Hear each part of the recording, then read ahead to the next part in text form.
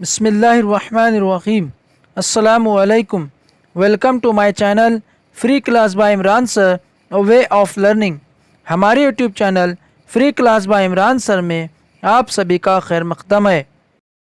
प्यारे बच्चों, आज हम जमात नहुम के साइंस और टेक्नोलॉजी इस मज़मून के सबक नंबर 7 माहौली निज़ाम में तवानाई का बहाव इस सबक के सवालात के जवाबात किस तरह लिखेंगे, इसके बारे में इस वीडियो में तफसीली मालूमात हासिल करेंगे। तो आइए सबक नंबर 7 माहौली निज़ाम में तवानाई का बहाव इस सबक के सवालात के जवाबात शुरू करते हैं।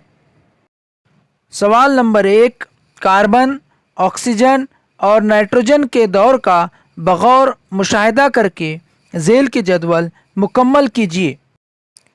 जदवल में हयाती अर्जी कीमियाई दौर, जिसमें पहला कार्बन का दौर, दूसरा ऑक्सीजन का दौर और तीसरा नाइट्रोजन का दौर दिए हुए हैं। इन अदवार के हयाती अमल और गैर हयाती अमल कौन से हैं, ये हमें इस जदवल में लिखना है। जवाब है, कार्बन का दौर हयाती अमल शुआई तरकीबी अमल, अमल तनफ़ुस, तज्ज़िया कार के ज़रिए तहलीली अमल। गैर हयाती अमल, अमल एहतराक़, पानी का इंतज़ाब। दूसरा है ऑक्सीजन का दौर हयाती अमल शुआई तरकीबी अमल, अमल तनफ़ुस, तज्ज़िया कार के ज़रिए तहलीली अमल। गैर हयाती अमल, अमल एहतराक़, ओज़ोन और ऑक्साइड का तैयार होना। तीसरा है नाइट्रोजन का दौर हयाती अमल है तज्ज़िया कार के ज़रिए तहलीली अमल, बैक्टीरिया के ज़रिए तायुन, अमोनिफिकेशन। गैर हयाती अमल है सनती तौर पर फैक्ट्रियों में तायुन, तबई तायुन, नाइट्रिफिकेशन और डी नाइट्रिफिकेशन। सवाल नंबर 2, झेल के गलत बयानात सही करके लिखिए और अपने बयान की तस्दीक कीजिए। अलीफ है, ग़िज़ाई ज़ंजीर में गोश्तखोर हैवानात की तग़ज़ियाती सतह सानवी तग़ज़ियाती सतह है।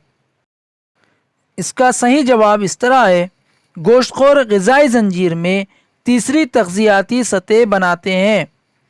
इसकी वजाहत इस तरह से है, खुद कफ़ील ग़िज़ा साज़ नबातात ग़िज़ाई ज़ंजीर में पहली तग़ज़ियाती सतह बनाते हैं। सब्ज़ी खोर हैवानात अपनी ग़िज़ा सब्ज़ नबातात से हासिल करते हैं। गोश्तखोर हैवानात अपनी ग़िज़ा के लिए इन सब्ज़ी खोर हैवानात पर इन्हिसार करते हैं।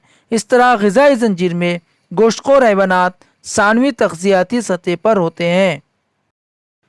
बे है, माहौली निज़ाम में तग़ज़ियाती मादों का बहाव एक तरफ़ा बहाव माना जाता है। इसका सही जवाब है, माहौली निज़ाम में ग़िज़ाई अज्जा का बहाव दौरी होता है। वजाहत इस तरह से है, सब्ज़ नबातात ग़िज़ा साज़ होते हैं। ये शुआई तरकीबी अमल के ज़रिए मादनियात और गैर नामियाती मुरक्कबात को ग्लूकोज़ में तब्दील कर देते हैं। ग़िज़ा साज़ से ये ग़िज़ाई ज़ंजीर के ज़रिए इब्तिदाई सारिफ़ीन से सानवी सारिफ़ीन तक पहुँचती है। माहौली निज़ाम के तज्ज़िया कार मुर्दा हैवानात और नबातात के बाक़ियात का तज्ज़िया करके मादनियात को दोबारा माहौली निज़ाम में लौटा देते हैं। बस माहौली निज़ाम में तग़ज़ियाती मादों का बहाव दौरी होता है, ये कभी भी एक तरफ़ा नहीं होता। जी में माहौली निज़ाम में नबातात को अव्वलीन सारिफ़ीन कहा जाता है। सही जवाब है, माहौली निज़ाम में नबातात को ग़िज़ा साज़ कहा जाता है। इसकी वजाहत, क्योंकि वो शमसी तवानाई के ज़रिए शुआई तरकीब का अमल अंजाम देकर ग़िज़ाई मादे तैयार करते हैं। तैयार शुदा ग़िज़ाई मादों को वो ख़ुद इस्तेमाल करते हैं, जबकि इन पर इन्हिसार करने वाले सब्ज़ी खोर हैवानात को इब्तिदाई सारिफ़ीन कहा जाता है। सवाल नंबर 3, वजूहात लिखिए। अलीफ है, माहौली निज़ाम में तवानाई का बहाव एक तरफ़ा होता है। वजाहत इस तरह से है कि सूरज तवानाई का आखिरी बुनियादी ज़रिया है।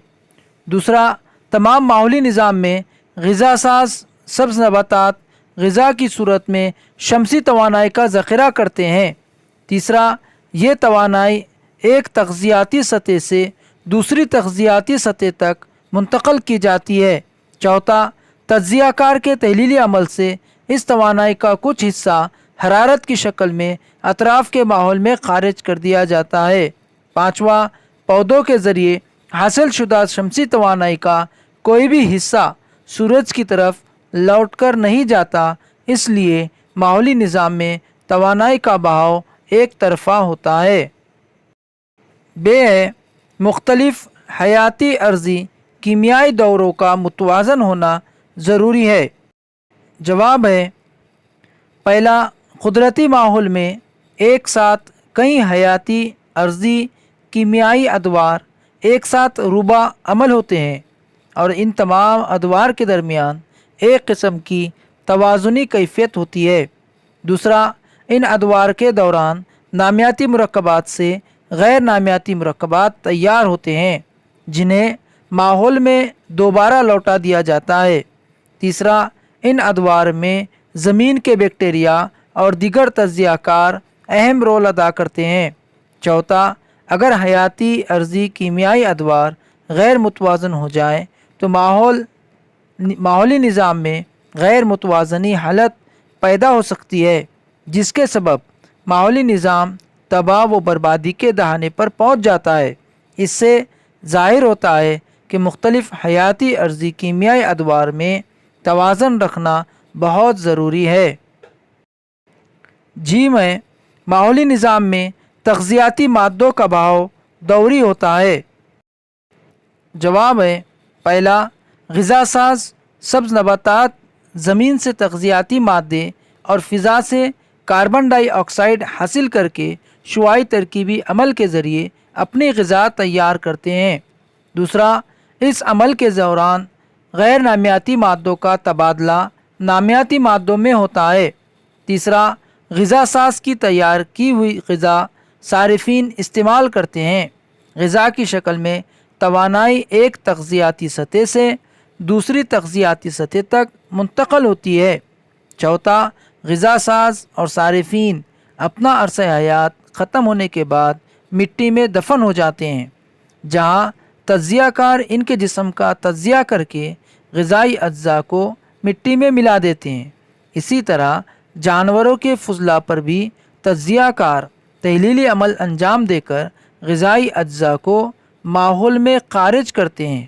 بس ہم مشاہدہ کرتے ہیں کہ ماحولی نظام میں تغذیاتی مادوں کا بہاؤ یا تغذیاتی مادے دوری راستہ اختیار کرتے ہیں۔ سوال نمبر 4، شکل کے ساتھ اپنے الفاظ میں وضاحت کیجیے۔ الف، کاربن کا دور۔ جواب ہے پہلا، فضا سے کاربن ڈائی آکسائیڈ کی شکل میں سبز نباتات تک پہنچتا ہے۔ دوسرا، سبز نباتات سے کاربن تغذیاتی مادے کی شکل میں نباتات اور حیوانات تک پہنچتا ہے۔ حیوانات اور نباتات سے کاربن ایک دور مکمل کرتے ہوئے فضا میں پہنچتا ہے۔ نباتات سے حیوانات اور ان دونوں سے فضا تک کاربن کے دوری راستے کو کاربن کا دور کہتے ہیں۔ تیسرا، کرۂ فضا میں اور آبی ذخائر، یہ دونوں کاربن کے اہم ذرائع ہیں۔ سبز نباتات فضائی کاربن ڈائی آکسائیڈ سے کاربوہائیڈریٹ کی تالیف کرتے ہیں، جسے ذیل میں کیمیائی مساوات سے ظاہر کیا گیا ہے۔ 6CO2 کاربن ڈائی آکسائیڈ جمع 12H2O پانی، تیر کا نشان شمسی روشنی اور سبز معائنے کی موجودگی میں C6H12O6 گلوکوز جمع C6H2O پانی جمع 6O2 آکسیجن حاصل ہوتا ہے۔ چوتھا، غذا کی شکل میں کاربوہائیڈریٹ غذائی زنجیر کے ذریعے نباتات سے سبزی خور حیوانات، سبزی خور سے گوشت خور حیوانات تک پہنچتا ہے۔ اس طرح کاربن ایک جاندار سے دوسرے جاندار تک سفر کرتا ہے۔ پانچواں، عمل تنفس کے دوران نباتات اور حیوانات دونوں کاربوہائیڈریٹ کی تکسید کر کے توانائی پیدا کرتے ہیں اور کاربن ڈائی آکسائیڈ کا اخراج کرتے ہیں، جسے درج ذیل کیمیائی مساوات کے ذریعے ظاہر کیا گیا ہے۔ C6H12O6 प्लस 6O2 ग्लूकोज जमा ऑक्सीजन। तीर का निशान 6CO2 प्लस 6H2O प्लस तवानाई, कार्बन डाइऑक्साइड पानी तवानाई। छठा, अमल तख़मीर और गैर हवाबाश तनफ़ुस के दौरान खुर्दबीनी जानदार कार्बन डाइऑक्साइड तैयार करते हैं।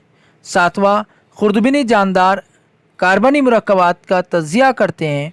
इस अमल के दौरान भी कार्बन डाइऑक्साइड पैदा होती है जो फ़िज़ा में शामिल हो जाती है। आठवां, अमल एहतराक़ के दौरान नामियाती कार्बन की तकसीर होती है जिससे तवानाई और कार्बन डाइऑक्साइड गैस पैदा होती है। इस तरह कार्बन फ़िज़ा से कार्बन डाइऑक्साइड की सूरत में ग़िज़ाई ज़ंजीर के ज़रिए नबातात तक पहुँचता है। मुख्तलिफ़ आमाल जैसे अमल तनफ़ुस, अमल एहतराक़, अमल तख़मीर, तहलीली अमल वग़ैरह के ज़रिए कार्बन दोबारा कार्बन डाइऑक्साइड की सूरत में फ़िज़ा में पहुँच जाता है। इस तरह कार्बन का दौरी सफ़र मुकम्मल होता है। दूसरा है नाइट्रोजन का दौर। जवाब है, फ़िज़ा में नाइट्रोजन गैस का तनासुब सबसे ज़्यादा 78% होता है। कुदरती दौर को मुसलसल क़ायम रखने के लिए नाइट्रोजन की ज़रूरत होती है।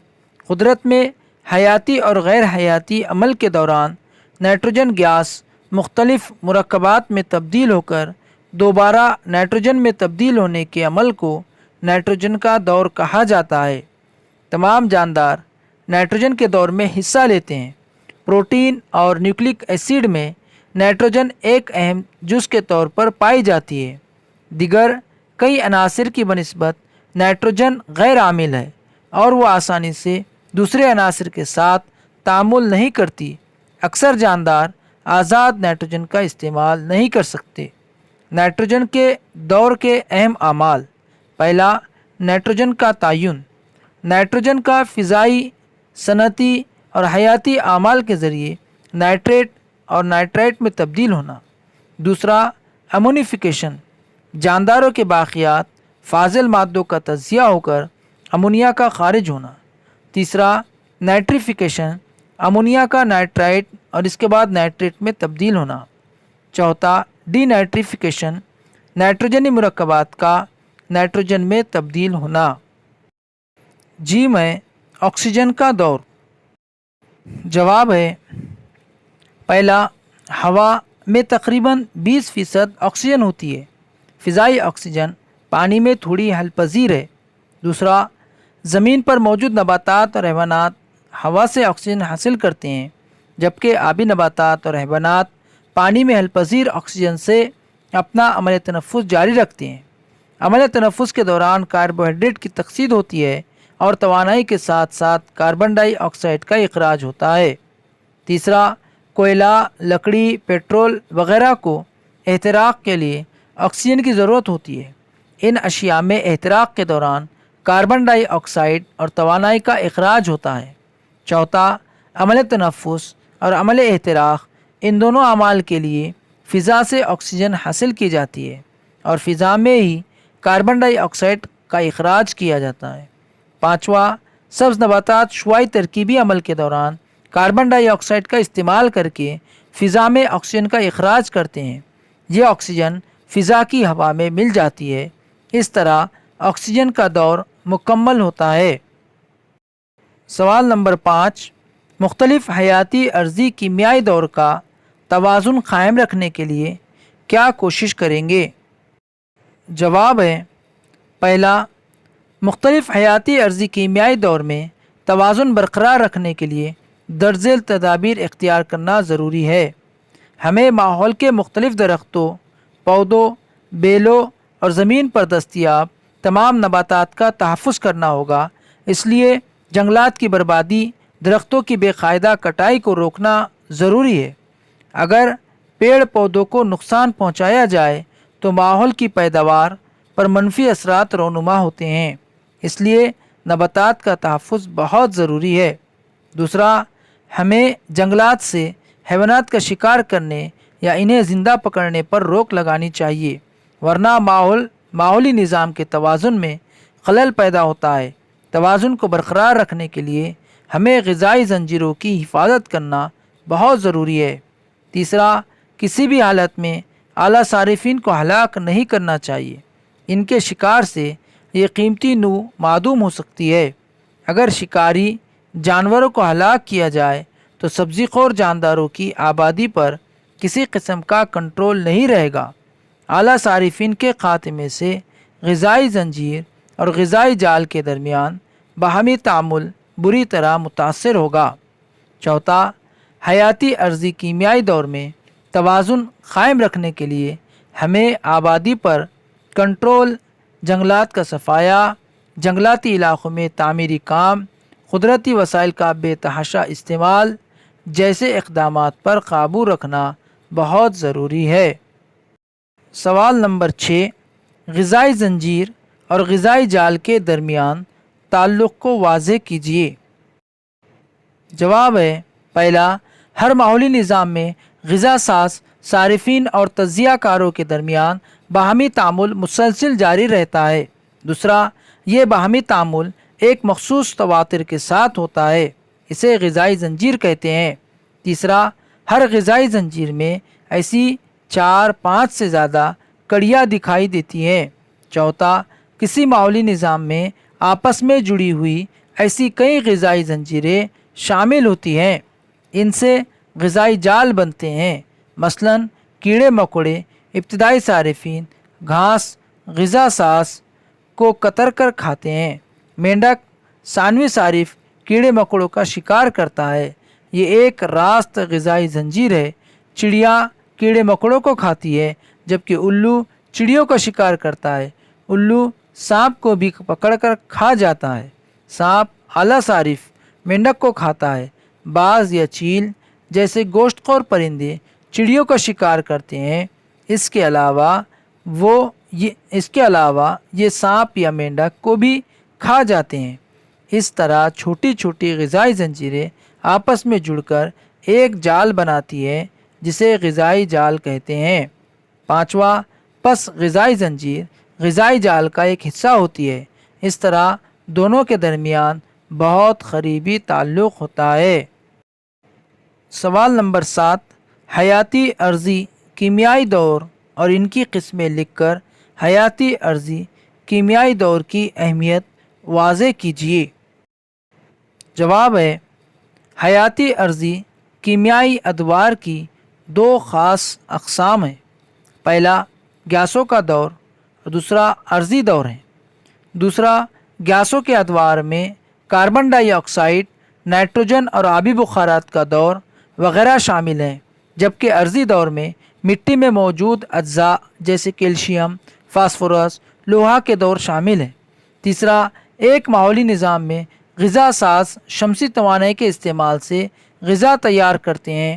غذا کی تیاری کے دوران وہ مٹی، ہوا اور پانی سے غذائی اجزاء جذب کرتے ہیں۔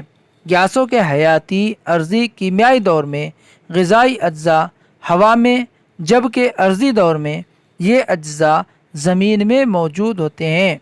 چوتھا، غذا ساز کو بطور غذا استعمال کرنے والے صارفین ان غذائی اجزاء کو اپنے جسم سے دوسرے صارفین تک منتقل کرتے ہیں۔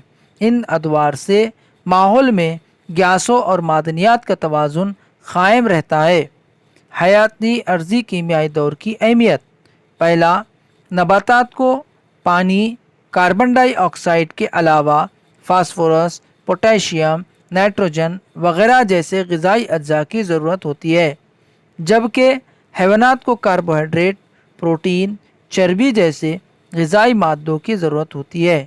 دوسرا، غذا ساز اور صارفین کی موت کے بعد ان کے اجسام پر تجزیہ کاری کا عمل ہوتا ہے، جس کے باعث ان کے جسم میں موجود عناصر مٹی میں شامل ہو جاتے ہیں۔ تیسرا، صرف حیاتی عرضی کیمیائی دور سے ہی غذائی اجزاء کا دور ممکن ہو سکتا ہے۔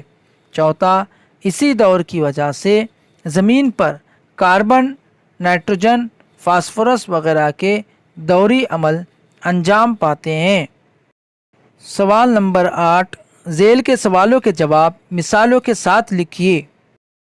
الف، नबातात से आला सारिफिन की जानिब बहाव के दौरान तवानाई के तनासुब में फ़र्क होता है। जवाब है पहला, माहौली निज़ाम के सब्ज़ नबातात शुआई तरकीब के अमल से ग़िज़ा तैयार करते हैं। ये नबातात कार्बोहाइड्रेट और प्रोटीन की शक्ल में कसीर मकदार में तवानाई का ज़ख़ीरा करते हैं। दूसरा, तज्ज़िया कार तक पहुँचने से कबल ये तवानाई इब्तदाई, सानवी और आला सारिफिन जैसी तग़ज़ियाती सतहों तक गुज़रती है। तीसरा, एक तग़ज़ियाती सतह से दूसरी तग़ज़ियाती सतह तक जाने में तवानाई के सतह में लगातार गिरावट होती जाती है, क्योंकि निचली सतह ग़िज़ासात से आला तग़ज़ियाती सतह आला सारिफिन तक जाने के दौरान तवानाई की थोड़ी सी मकदार हरारत की शक्ल में ख़ारिज होती है। चौथा, आला सारिफिन को सबसे कम मकदार में तवानाई हासिल होती है। मिसाल, ग़िज़ा साज़ को अगर 10,000 किलो कैलोरी तवानाई हासिल होती हो तो सब्ज़ी खोर को 1,000 किलो कैलोरी, गोश्त खोर को 100 किलो कैलोरी और आला सारिफ को सिर्फ 10 किलो कैलोरी तवानाई हासिल होगी। बे है, माहौली निज़ाम में तवानाई के बहाव और तग़ज़ियाती मादों के बहाव में क्या फ़र्क होता है, क्यों? जवाब है, माहौली निज़ाम में तवानाई का बहाव और माहौली निज़ाम में ग़िज़ाई अज्जा या तग़ज़िया का बहाव में फ़र्क इस तरह से है। पहला, माहौली निज़ाम में तवानाई का बहाव एक तरफ़ा होता है। माहौली निज़ाम में ग़िज़ाई अज्जा का बहाव दौरी होता है। दूसरा, तवानाई का बहाव ग़िज़ा साज़ से सारिफिन तक एक तग़ज़ियाती सतह से दिगर तग़ज़ियाती सतहों तक होता है। दूसरा, ग़िज़ाई अज्जा ग़िज़ा साज़ से इब्तदाई, सानवी और आला सारिफिन तक मुंतक़ल होते हैं। सिर्फ तज्ज़िया कार इन ग़िज़ाई अज्जा का दौर करते हैं। तीसरा, गैर इस्तेमाल शुदा तवानाई की कुछ मकदार को फ़िज़ा में ख़ारिज कर दिया जाता है। तीसरा, माहौली निज़ाम में ग़िज़ाई अज्जा की बर्बादी बिल्कुल नहीं होती। Thanks for watching our YouTube channel free class by Imran sir. Like, subscribe and share.